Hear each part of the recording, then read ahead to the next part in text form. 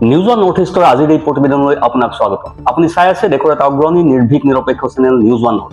এছআইটিৰ জেৰাত মুখ খুলিবলৈ বাধ্য হৈছে শেখৰজ্যোতি গোস্বামী। জুবিন গাৰ্গৰ মৃত্যুৰ পাছত নিজকে ধোৱা তুলসীৰ পাত সজাবলৈ বৃথা চেষ্টা কৰি অহা শেখৰজ্যোতি গোস্বামীৰ ভণ্ডামি এতিয়া ওলাই পৰিছে। অৱশেষত ৰাইজৰ সন্দেহেই সত্যত পৰিণত হ'ল।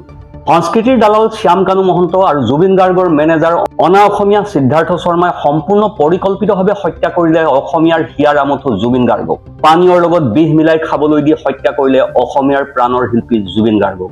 অসমীয়াৰ প্ৰাণ জুবিন গাৰ্গৰ মৃত্যু সন্দৰ্ভত কেতবোৰ ভয়ংকৰ তথ্য পোহৰলৈ আহিছে। CIDৰ জেৰাত জুবিন গাৰ্গৰ বাদ্যযন্ত্ৰী শেখৰজ্যোতি গোস্বামীয়ে বহু বিস্ফোৰক স্বীকাৰোক্তি দিয়াৰ কথা জানিব পৰা গৈছে, যাৰ দ্বাৰা অসমীয়াৰ প্ৰাণৰ শিল্পীগৰাকীৰ মৃত্যুৰ আঁৰৰ হত্যাৰ অভিসন্ধিৰ কথা পোহৰলৈ আহিছে। জুবিন গাৰ্গৰ মৃত্যুৰ ঘটনাক লৈ সিদ্ধাৰ্থ শৰ্মাক গ্ৰেপ্তাৰৰ কাৰণ সন্দৰ্ভত আৰক্ষীয়ে দিয়া ৰিমাণ্ড কপিত জুবিন গাৰ্গক বিষ পান কৰোৱাই হত্যা কৰাৰ সন্দেহ কৰা হৈছে। ইয়াত উল্লেখ কৰা তথ্য অনুসৰি ঘটনাটোৰ অন্যতম অভিযুক্ত শেখৰজ্যোতি গোস্বামীৰ ভাষ্যৰ পৰা জুবিন গাৰ্গৰ মৃত্যুৰ পূৰ্বেই এক অভিসন্ধি ৰচনা কৰা হৈছিল। এই অভিসন্ধি অনুসৰি জুবিন গাৰ্গৰ মৃত্যুক দুৰ্ঘটনাজনিত মৃত্যু হিচাপে প্ৰমাণ কৰাৰ চেষ্টা চলোৱা হৈছিল। ইতিমধ্যে বিভিন্ন ৰাষ্ট্ৰীয় সংবাদ মাধ্যমত এই বাতৰি প্ৰকাশ পাইছে। আনহাতে ছিংগাপুৰৰ পেন পেচিফিক নামৰ হোটেলখনৰ 3010 নম্বৰ কোঠাতে শেখৰজ্যোতি গোস্বামী আৰু সিদ্ধাৰ্থ শৰ্মা একেলগে আছিল।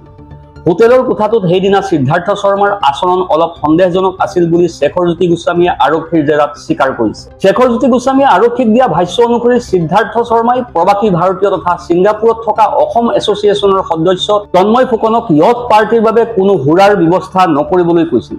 ইয়াৰ ব্যৱস্থা তেওঁ নিজেই কৰাৰ দায়িত্ব লৈছিল। য়টত উঠি যাত্ৰা কৰাৰ সময়ত মাজ সাগৰত সিদ্ধাৰ্থ শৰ্মাই নাবিকজনক বলপূৰ্বকভাৱে আঁতৰাই য়টখন চলাবলৈ লৈছিল। ইয়াৰ ফলত য়টখন তুলুং ভুতুং কৰিছিল আৰু তাত থকা লোকসকল শংকিত হৈ পৰিছিল। আনহাতে লাইফ জেকেট অবিহনে সাগৰৰ পানীত সাঁতুৰি থকা জুবিন গাৰ্গে ভাগৰি পৰি যেতিয়া পানীত ডুবাৰ উপক্ৰম হৈছিল আৰু উশাহ ল'বলৈ অপ্ৰাণ চেষ্টা কৰিছিল, তেতিয়া সিদ্ধাৰ্থ শৰ্মাই যাব দে বুলি চিঞৰি ঘটনাৰ গুৰুত্ব হ্ৰাস কৰিছিল। সিদ্ধাৰ্থ শৰ্মাৰ কথাতে সকলোৱে সেয়া তেনেই সাধাৰণ ঘটনা বুলি ধৰি লৈছিল। শেখৰজ্যোতি গোস্বামীৰ মতে জুবিন গাৰ্গে ভালকৈ সাঁতুৰিব জানিছিল। জুবিন গাৰ্গে সিদ্ধাৰ্থ আৰু শেখৰক সাঁতুৰিবলৈ শিকাইছিল। সেয়ে জুবিন গাৰ্গৰ পানীত ডুবি মৃত্যু হ'ব নোৱাৰে।